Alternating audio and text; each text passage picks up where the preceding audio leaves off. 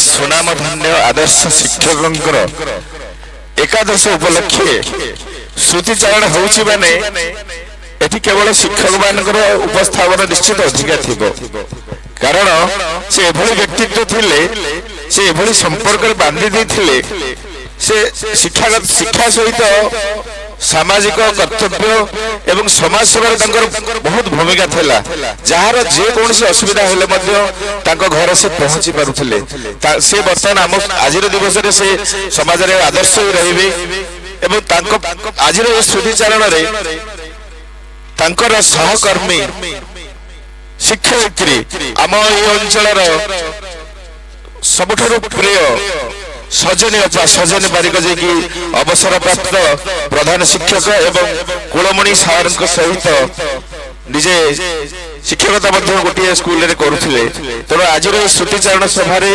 निश्चित पाखे किसी श्रुति थी आज मंच चारण करेंगे तेणु मुझे अनुरोध करी सजन बारिक महोदय को आज श्रुतिचारण सभा वक्तव्य प्रदान करेंगे।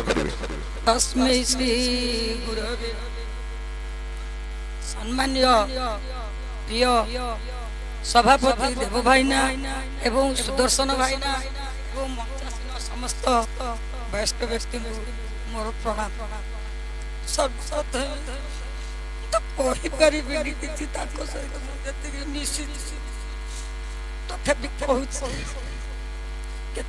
उन्नीस मसीह से शिक्षक तालीम पाई सारा प्रथम 1/3/1980 मसीह जटणी ब्लॉक जामुकली प्राइमरी स्कूल रे शिक्षकता आरंभ करथिले।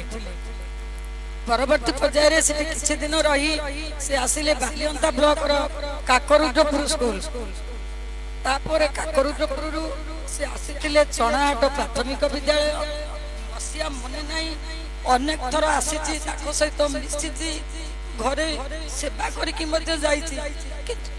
किंतु केबे भी साहस करनी को स्कूल रे केते दिन थिले बोली एति की कहबी पंडुआ साई रे बेणुधर दीक्षित प्रधान शिक्षक थांती एवं ककेई मु दुई जण सहकारी थिले टिकिए विशृंखला रे ककेई कहले तू मार ट्रांसफर करके जाना मु जिबी से खूब शीघ्र लगे कि ट्रांसफर कर कुरंजीपुर गले एवं कुरंजीपुर से तरबई यूजीपी स्कूल रे योगदान करथिले।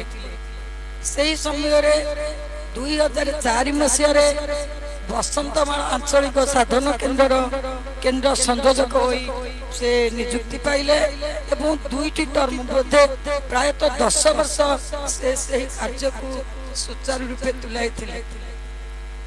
2005 मसीह रे बसंतमाला स्कूल रे थिली सेते बेले सब समय केवल मते से झियो बोली डाक मां कोन करचू काम सब करचू ना नहीं हां करी एमिति दिने समय आसिला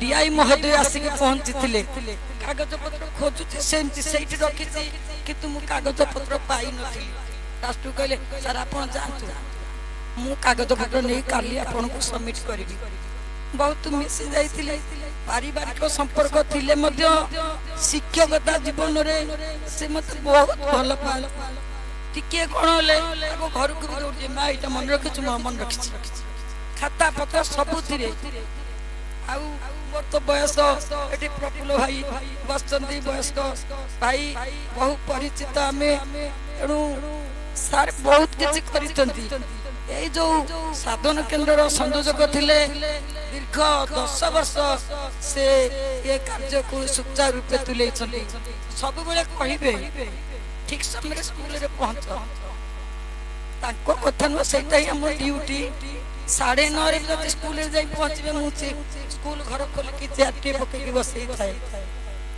केबे चिंता न थाए थरे मोर नातुनीटी हैला निमापड़ा मेडिकल रे ता पर दिन शनिवार सकाळुआ स्कूल कोन करिवि बसंतमाला रे जहा परिस्थिति जहा ताको सामना करके समस्या से सेथिरु मुक्ति पाइछु चाबीटा कोके कोन करिवि मु मेडिकल रे अछि आपण टिके शीघ्र स्कूल को जानतु हरी ना हो मु जाउ चाबी मुली मु पुत्र हाथ रे पठेई दउची ସେ ଗଲା ବେଳକୁ ଯାଇକି ନିଜେ ଘର ଖୋଲି ସେଠି ବସିଛନ୍ତି। ତା ଅଧଘଣ୍ଟା ତାଙ୍କର ଅଧଘଣ୍ଟା ପରେ ଯାଇ ପହଞ୍ଚିଥିଲି।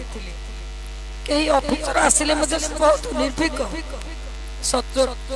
ଏକାଧାରରେ କହିବାକୁ ଗଲେ ସେ ଜଣେ ସମୟାନୁବର୍ତ୍ତୀ, କର୍ତ୍ତବ୍ୟପରାୟଣ, ସ୍ୱନାମଧନ୍ୟ, ସମାଜସେବୀ, ଛାତ୍ର ବତ୍ସଳତା କୌଣସି ଗୁଣରେ ସେ କମ ବି ନଥିଲେ।